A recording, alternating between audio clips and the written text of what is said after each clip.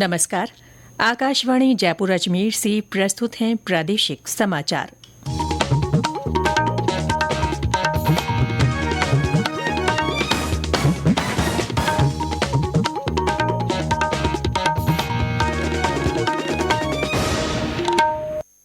मुख्य समाचार।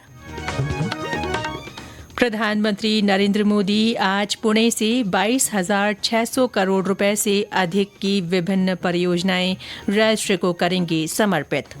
राजस्थान, मध्य प्रदेश और केंद्र सरकार के बीच ईआरसीपी लिंक परियोजना को लेकर नई दिल्ली में हुई त्रिपक्षीय समीक्षा बैठक। मुख्य निर्वाचन अधिकारी ने प्रदेश की 7 रिक्त विधानसभा सीटों पर उपचुनाव का कार्यक्रम घोषित होने से पहले ही सभी तैयारियां पूरी करने को कहा। और राज्य के पश्चिमी हिस्सों से मानसून हो रहा है विदा, पूर्वी राजस्थान में बारिश की गतिविधियां फिर से शुरू।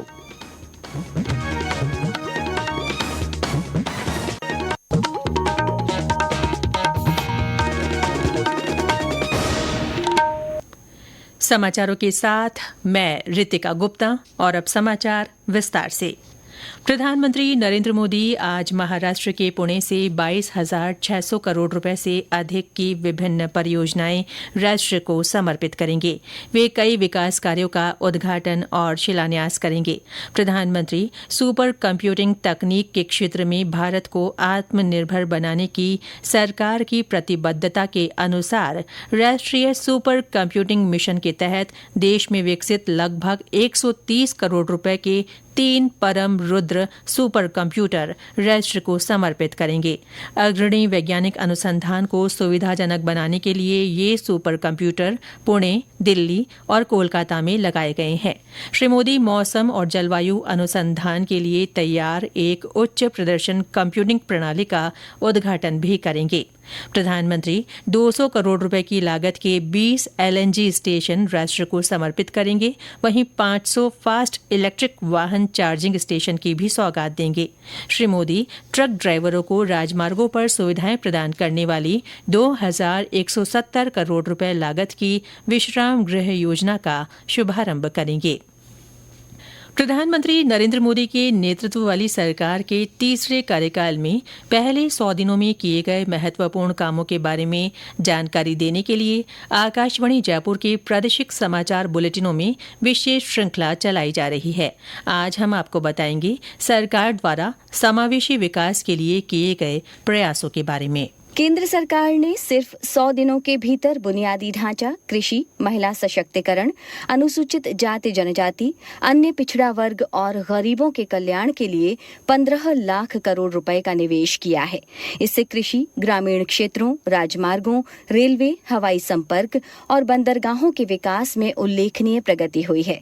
खासतौर पर इन 100 दिनों के दौरान बुनियादी ढांचे के लिए 3 लाख करोड़ रुपए का निवेश किया गया है। इसमें कृषि क्षेत्र पर विशेष ध्यान दिया गया है। न्यूनतम समर्थन मूल्य एमएसपी को 5% से बढ़ाकर 12.7% कर दिया गया है। इसके अलावा पीएम किसान योजना की 17वीं किस्त से 9 करोड़ 30 लाख किसानों को 20,000 करोड़ रुपए की राशि वितरित की गई है। महिला सशक्तिकरण के लिए 3 करोड़ घरों को भी मंजूरी दी गई है। महज 100 दिनों में हासिल की गई ये उपलब्धियां विभिन्न क्षेत्रों में तेजी से विकास के प्रति सरकार की प्रतिबद्धता को दर्शाती हैं। न्यूज डेस्क की रिपोर्ट के साथ समाचार कक्ष से मैं माधुरी वशिष्ठ।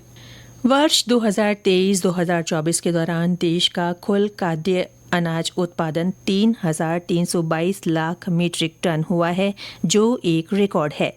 वर्ष 2022-2023 की तुलना में ये 26 लाख मीट्रिक टन से अधिक है। कृषि और किसान कल्याण मंत्रालय ने वर्ष 2023-2024 के लिए कृषि फसलों के उत्पादन का अंतिम अनुमान जारी करते हुए ये जानकारी दी। मंत्रालय ने बताया कि चावल, गेहूं और श्रीअन्न यानी मोटे अनाज के अधिक उत्पादन के कारण इसमें उल्लेखनीय बढ़ोतरी हुई है। मुख्यमंत्री भजनलाल शर्मा ने कहा है कि पार्वती कालीसिंध चंबल ईआरसीपी लिंक परियोजना पर केंद्रीय जल शक्ति मंत्रालय के सहयोग से राजस्थान और मध्य प्रदेश राज्यों के बीच लंबित विवादों का निवारण कर लिया गया है। उन्होंने कहा कि जल्दी ही इस परियोजना का मेमोरेंडम ऑफ एग्रीमेंट MOA होने वाला है। कल नई दिल्ली में राजस्थान, मध्य प्रदेश और केंद्र सरकार के बीच परियोजना को लेकर त्रिपक्षीय समीक्षा बैठक हुई। बैठक में केंद्रीय जल शक्ति मंत्री CR पाटिल, मुख्यमंत्री भजनलाल शर्मा और मध्य प्रदेश के मुख्यमंत्री डॉ मोहन यादव सहित केंद्र और राज्य सरकारों के वरिष्ठ अधिकारी मौजूद रहे। श्री शर्मा ने बताया कि बैठक में मध्य प्रदेश और राजस्थान से संबंधित विभिन्न विकास कार्यों, जल संसाधन प्रबंधन, सीमावर्ती क्षेत्रों में जल वितरण व्यवस्था और दोनों राज्यों के बीच जल संबंधी मुद्दों पर भी गहन विचार विमर्श किया गया।